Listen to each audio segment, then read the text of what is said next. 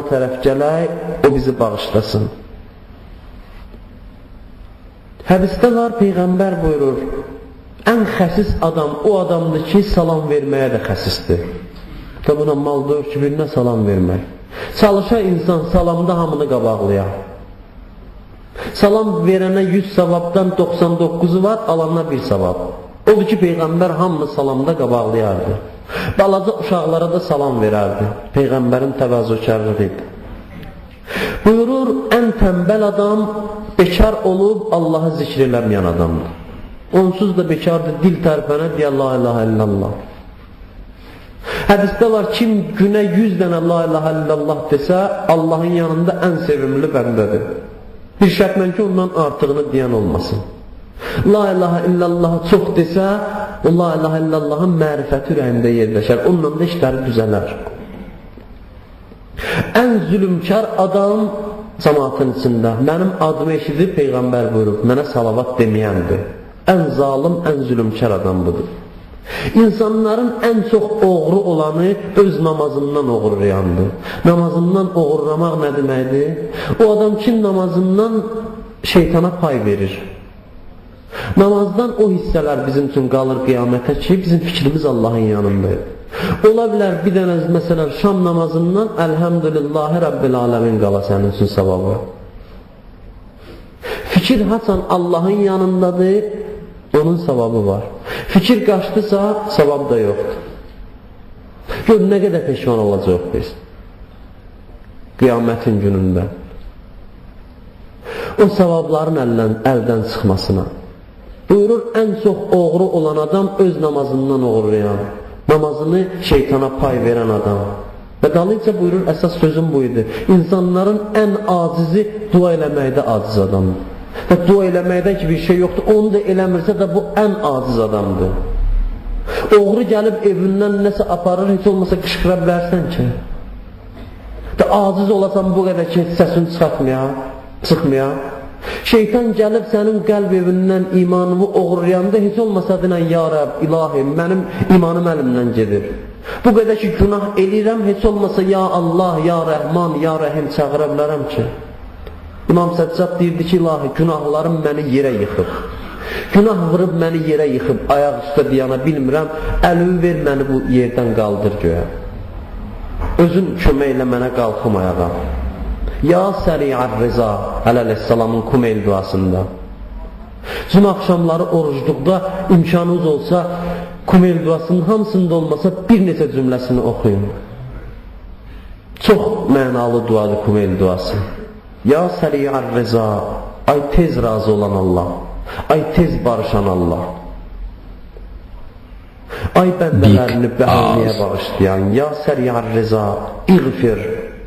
Limən la yəmliku illə dua. Gör nə gözəl sözlərdir. Deyir, bağışda o kəsi ki, duadan başqa heç nəyə malikdir. Yeganə malik olduğu şey duasıdır. İrxəm mən rəsə maləhur rəca. Rəhm elə o kəsə ki, onun ən böyük malı, sərvəti sənə olan ümididir.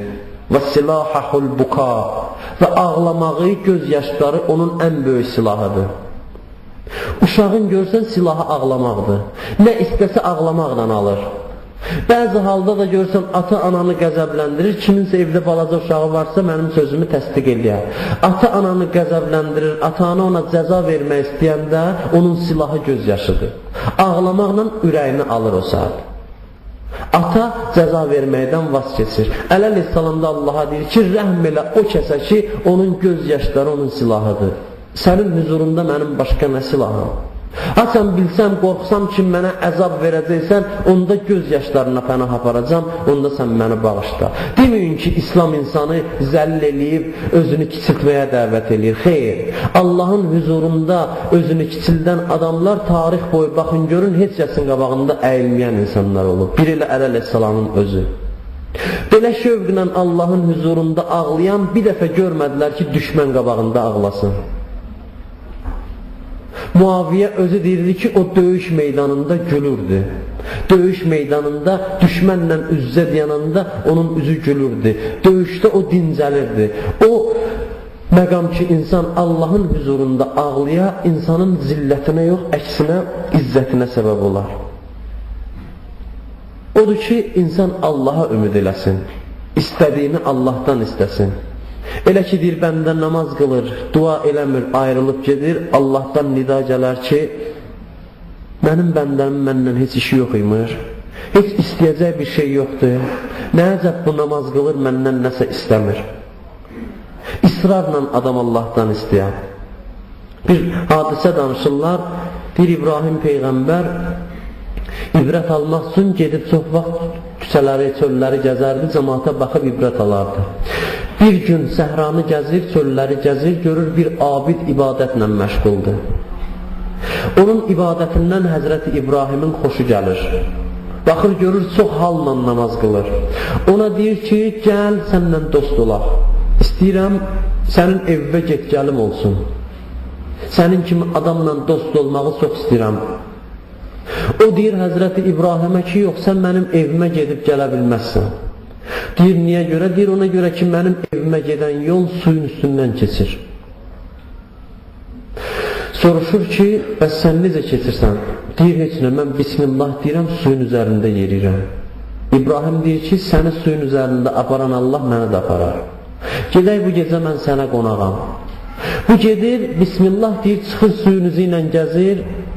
İbrahim əleyhissalam da Bismillah deyir bunun dalıca. Bu baxır İbrahim Peyğəmbərə təəccüb edir. Ki bu nə əcəb belə? Gedirlər, gəlib çatırlar bunun evinə. Yemək yiyəndən sonra İbrahim Peyğəmbər ona deyir ki, günlərin ən çətini hansı gündür? Deyir ki, o qiyamət günüdür, ən çətin gün. O gün ki, Allah bəndələrini haqq hesab üçün cəm eləyəcək bir yerə. Deyir, gəl gedək onda dua eləyək. Dua eləyək ki, Allah o gün bütün mömin və möminələri bağışlasın. Deyir, yox, mən 3 ildir ki, dua eləmirəm. 3 ildir Allahdan heç nə istəmirəm. Deyir, niyə görə? Deyir, ona görə ki, mən bir hacət istədim, Allah vermədi, onu verməyənə qədər demişəm, heç nə istəməyəcəm.